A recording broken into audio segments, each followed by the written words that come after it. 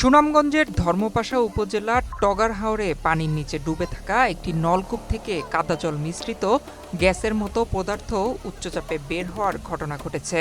সোমবার দুপুরে উপজেলার রায়পুর গ্রামের হাওর এলাকায় এই ঘটনা ঘটে।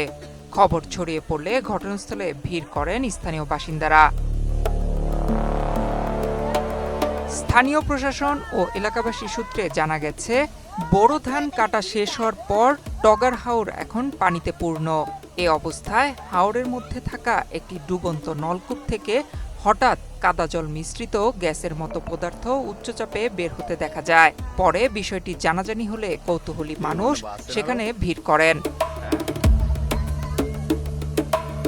ধর্মপাশা উপজেলা নির্বাহী কর্মকর্তা জনি রায় বলেন, হাওরে ডুবন্ত একটি নলকূপ থেকে গ্যাস বের হওয়ার বিষয়ে স্থানীয়রা তাকে জানিয়েছেন। চলতি বছরের জানুয়ারিতেও একই স্থান থেকে এমন ঘটনা ঘটেছিল বলে জানা গেছে।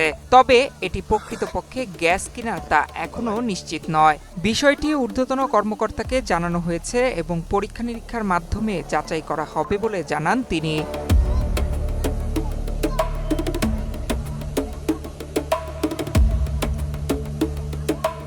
ঘন ধান পুষ্প ভরা আমাদেরই বসুন্ধরা। স্যার, আমাদের খেলার মাঠের দেয়াল ভাঙতে এসেছে।